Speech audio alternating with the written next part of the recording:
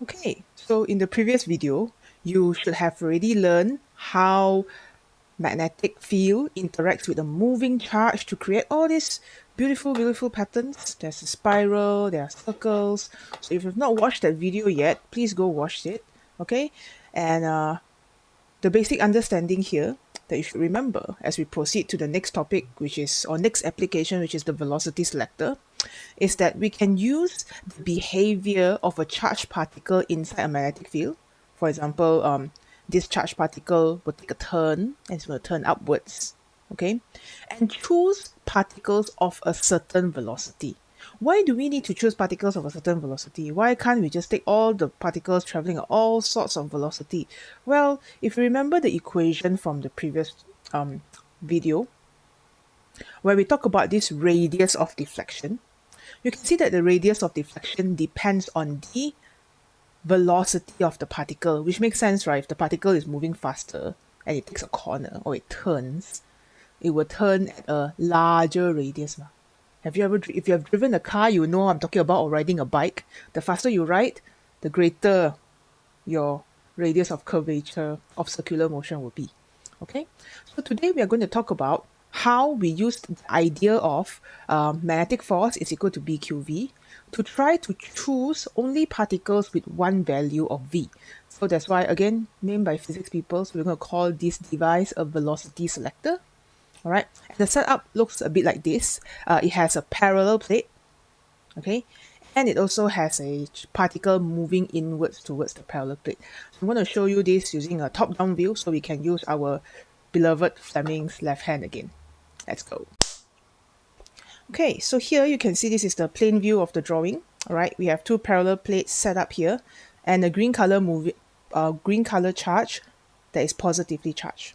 All right, so again, just to remind you that this is a velocity selector, so we shall assume this V is our variable, and you have the positive charge moving in between two parallel plates. Okay, this parallel plates is not an unfamiliar setup to you. You have seen it before in electric fields. You have also seen it before in your AS, right?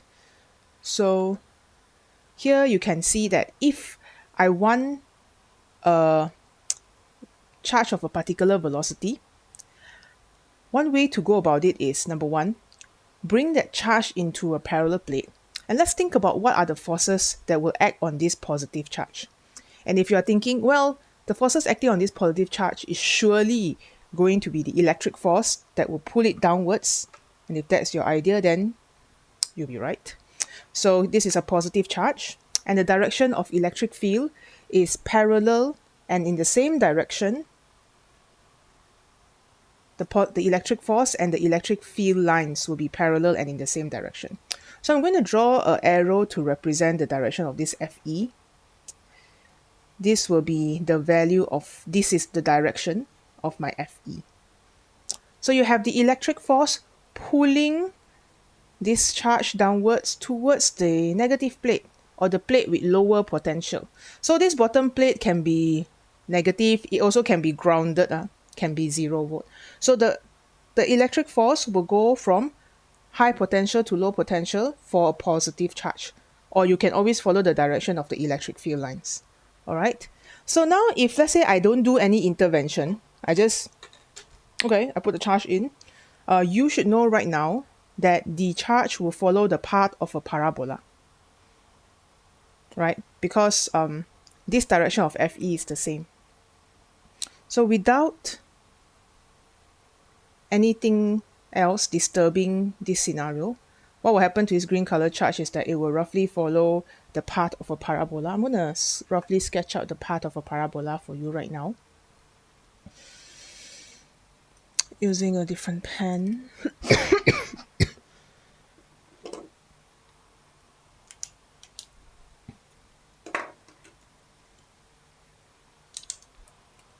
Okay, so it will follow the charge of a parabola. So maybe something like this. Will wind its way down with a parabola. All right, there we go. It's fairly clear on the camera. So when it follows the charge of a parabola, this is not what we want, because depending on the speed, the parabola will have different path. So this one is if FE only. So if you're thinking, Miss, I know another way to apply force on a charge besides using an electric field, which is the most obvious one. In the previous topic, we have learned that you can apply a magnetic force on a moving charge. So you already have a charge that's moving, and you can apply a magnetic field such that this charge is going to move in a straight line, which is called a magnetic force. So we're going to think about where the direction of the magnetic force should be. If you think about this electric force that is pulling downward, then the direction of magnetic force should be upward. Okay, so I'm going to draw a direction of FB here. And if I want this trajectory to be a straight line, this FB, magnetic force FB, have to be the same magnitude as FE. Okay, so if I want this trajectory, this one is FB is equal to FE. So then the motion of the green color charge will be same direction. Okay, so let's think about where is the direction of the magnetic field so that I can create an upward magnetic force. Okay, where should this direction of magnetic field be? So I think the first thing you can think about is definitely we're going to use our left hand. So we'll go through the whole FBI process again. Let me draw my fingers. This is F. Not sure if people can see. This is B. And this is I. Okay, so if we follow FBI, the direction of force is upwards. So I'm going to first point my thumb upwards. Okay, and align my middle finger, current I, to follow the direction of V. So my hand should look something like this.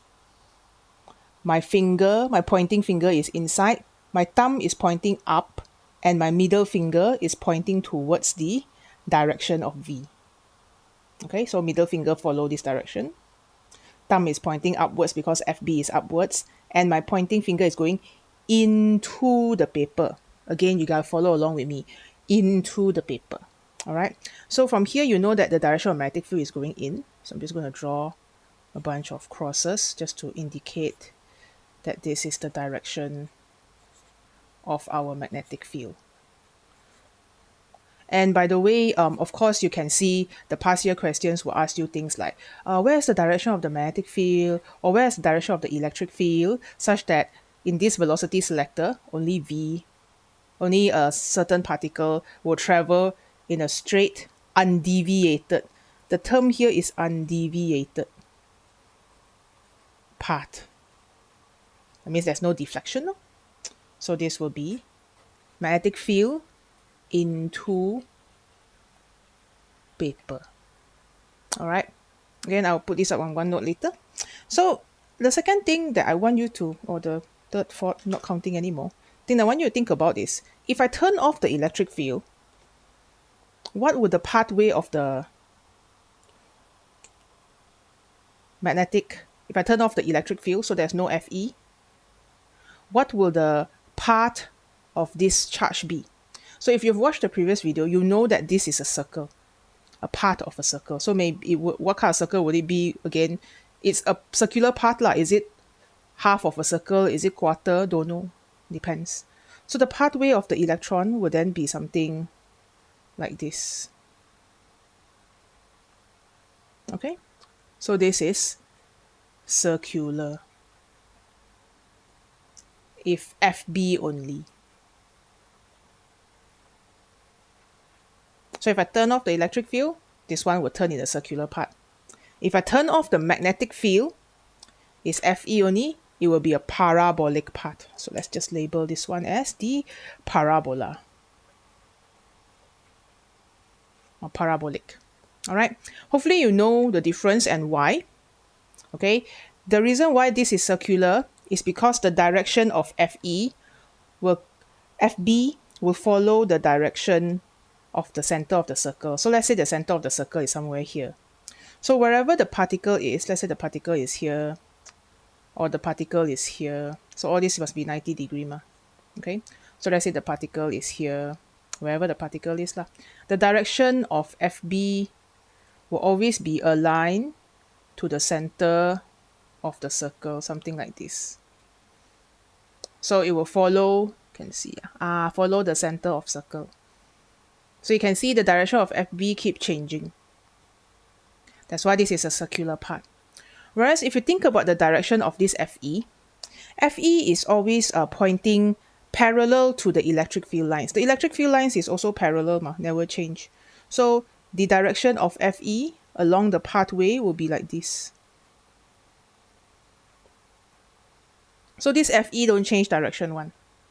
That's why this one is a parabola when there's only electric field, and when it's magnetic field, it's a circular arc. But we can still use the idea that if I want to travel in a straight line, magnetic force must be equal to electric force. Of course, the implication here is if this magnetic force is bigger, then it will go up. This net force wind. If the electric force is bigger, then it will go down. Okay, so right now we'll go back to OneNote so I can derive some equations.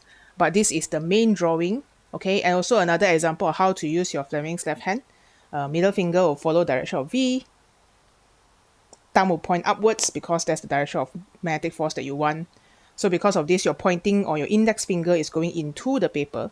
And because it's into the paper, ding, ding, ding, direction of magnetic field will be into the paper, represented by crosses.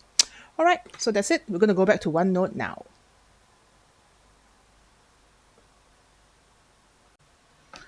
Okay, so here we are back in OneNote again. And you can see that in this case, I have already labeled everything that I've discussed.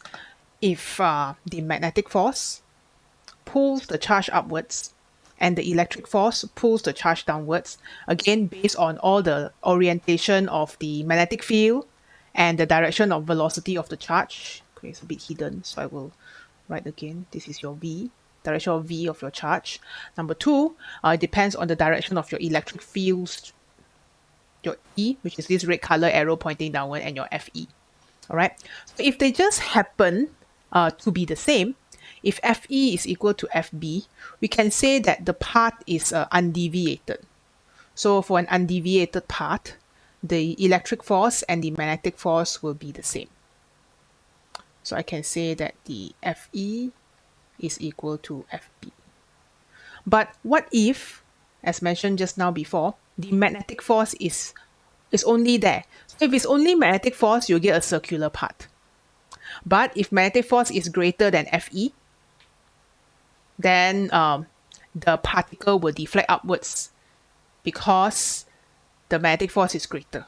Now I want you to pause and think about what will cause the magnetic force to be greater. Similarly, if the electric force is greater, it will deflect downwards.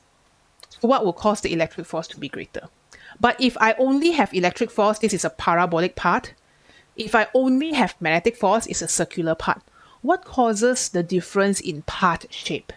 Well, the reason why magnetic force is a circular path, as you have learned from the previous video, is that this magnetic force FB must be 90 degrees to the direction of the trajectory. So you can see all this FB directed towards the center, it will all be 90 degrees. Okay, so all this is 90 degrees. You can draw another FB for you. This is FB. Okay, all pointed towards the center of the circle. Whereas if you look at your parabola, your parabolic path is always parallel to the electric field. So your electric field is always pointing downwards. So your electric force is always pointing downwards, like in your AS. So the direction of acceleration is always downwards. So you will get a parabola. All right, very much like freefall. So that is the first part of the velocity selector. But wait a second, remember how I asked you a question just now? What causes the electric field to be greater or the magnetic field to be greater? And what is the sweet spot that allows us to arrive at FE is equal to FB? Okay, so now we're going to look at that now. Okay, so here, the undeviated path, I will write the equation. FE is equal to FB. Electric force nicely balances out the magnetic force. And I will, based on this, derive an equation. But since this is important, I will highlight that. All right. So please don't confuse. There are very different things that's happening here. For the previous video that Miss Ellie has mentioned to you, for this particle traveling in the magnetic field, the centripetal force is provided by the magnetic force. And then out of this relationship, the radius of your circular path will depend on many things. For example, it will depend on the velocity, it will depend on the mass per unit charge, it will depend on the magnetic field strength. But since there are so many variables, we want to keep one of these variables constant. That's why we use this thing called velocity selector, which means my V must be a specific value. So this is when you have circular pathway. FC is equal to FB. But if you go back to this one, I don't want the charge to turn up or turn down. So my FB and FB, your magnetic force, and my FE, your electric force, must be equal. So I'll start from there. Electric force is equal to I need you to stop lagging. Okay, so your electric force will be equal to your magnetic force. Recall that electric force Fe is equal to QE. Recall that the magnetic force will be QVB or VQV or whichever you want lah. QVB, BQV, they're all okay. Let's see. BQV. All right.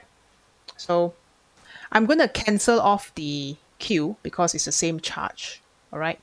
And now what I have left in my equation would be E is equal to VB. So to find the value of your velocity selector V, you will take the electric field strength divided by the magnetic flux density. And that's why we call this a velocity selector. Because any value of V that doesn't obey this ratio will not travel in a straight line. That's the implication of this number. So you can see if V is greater, you travel too fast, ratio of E over B. So if you're traveling faster, your magnetic force is greater because magnetic force is QVB ma. So when V is big, FB is big lor. So FB magnetic force will be greater than electric force FE. So the particle will turn upwards. So I'm going to draw for you lah. Let's say this is my undeviated path. In this case, the particle will turn upwards. Okay. If you are too slow, slower than E over B, then what happens? Your magnetic force will be weaker than your electric force because when you are slowing down, your magnetic force becomes smaller. So basically, your electric force is constant. Unless you change the parallel plate or you change the charge lah. But right now, it's constant. So if you're traveling too fast, you will turn upwards. Magnetic force will win. If you travel too slow, you will turn downwards. The electric force is greater. So you'll just follow a parabola like this. Okay, but what you want is if the velocity is equal to E over B. If it's equal to E over B, then the particle will travel nicely in a straight line, which is what we want. So what we normally do, right, in a velocity selector is that we install some slits here.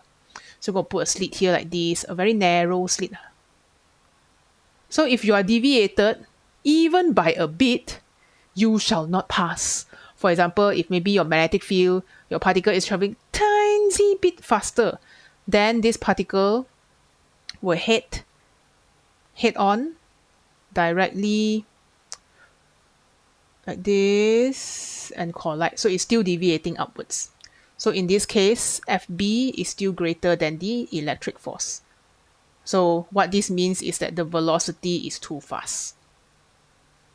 So it doesn't pass through the slit law. If let's say you have another particle that goes like that, so many particles enter the velocity selector chamber with various different speed. So for this one, your Fe is greater than your magnetic force. Okay, and the reason that is because the particle is too slow. Magnetic force is smaller.